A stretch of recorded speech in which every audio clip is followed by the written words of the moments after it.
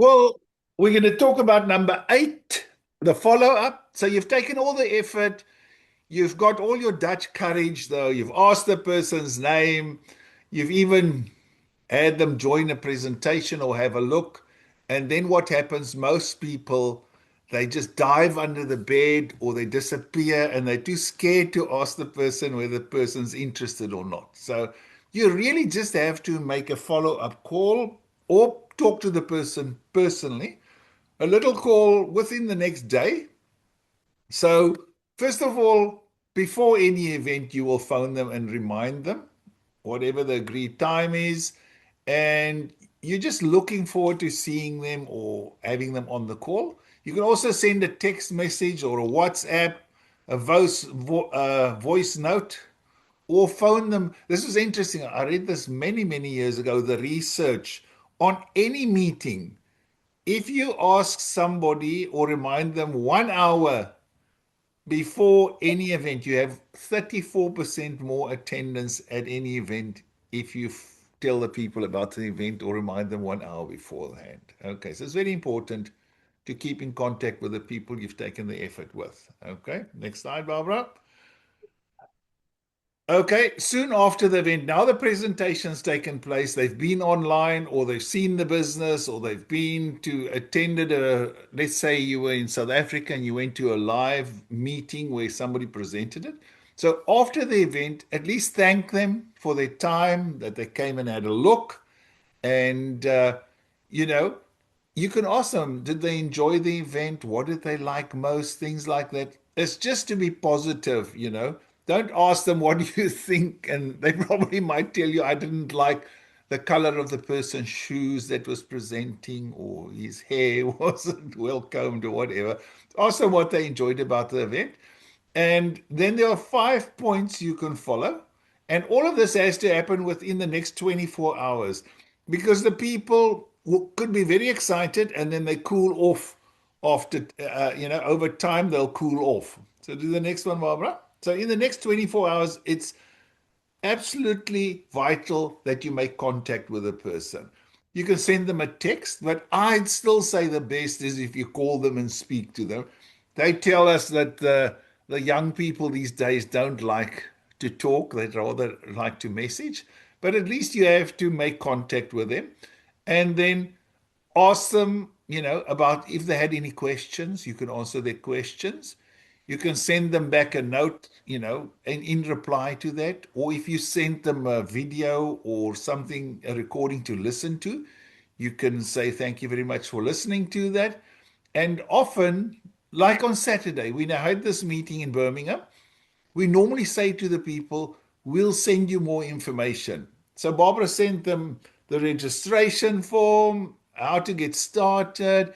The one guy was very interested in the demo we did about the broccoli. So Barbara sends you about the Super 10 and the LDC video, and even how to use the washing powder, the Super 10 and the LDC in your dishwasher. Okay. So if you can send some information to them, it makes them more interested and you've got something to talk about with them. Okay. And you can ask and answer questions for them. And never be scared if they ask you a question that you don't know the answer to. The best thing is to say, I'll get the information and get back to you as soon as possible. But then again, don't wait for weeks before you send the stuff back. Okay. So send a text message just recapping your conversation. If you have any like bullet points, it was interesting. I watched a program on this, The Apprentice with old Alan Sugar, Lord Sugar, last week. It was on like a catch-up thing. And what they did, they had the two teams had to select 3 products each, and then they go on this channel, this TV channel, the selling channel. And the one group actually selected a tanzanite ring. Okay, so it was silver with a tanzanite stone on the thing. And then they showed Alan Sugar and his grandson watching the live TV thing. And then this woman starts with, oh, the tanzanite comes from Tanzania, only from this one area. You can't find it anywhere else. And then they cut back to old Sugar and his grandson, and Alan Sugar says, "Oh dear Lord, when is she going to talk about relationship, love, boyfriend buys ring?" Okay, he says, don't talk about the features of the product.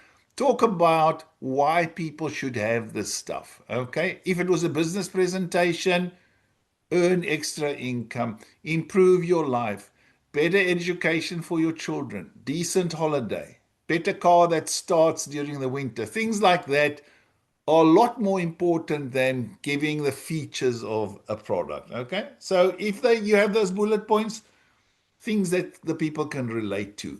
So you can conclude then asking them to share, get back to you, take the thing forward that you are going to get them registered to get started. Okay. Uh, if they don't answer, you can leave a voice message, which to my mind, again, is a lot more exciting. You actually get that, not a voice message like on an answering machine. In the WhatsApp, you've got a little voice thing. You can leave a voice message in the WhatsApp itself, and you can confirm a later time if they want to meet up again. Send a short 20-second video thanking them for talking to you, any kind of point, blah blah blah. It's very nice if you do personalized little messages so they don't feel like they're getting a bulk message thrown out there, because you're only really looking for 5 to 10 good people, and just put in a bit of effort with the people. Be genuine, pay attention, and focus on what the people really want and need. Arrange a three-way call with your sponsor if you need more help. That basically means you make a WhatsApp call, and the top right has got a little plus sign, and you can add other people to the conversation as well. Ask them if they want to buy something, if they like to use a product, or whether they'd like to start as a promoter.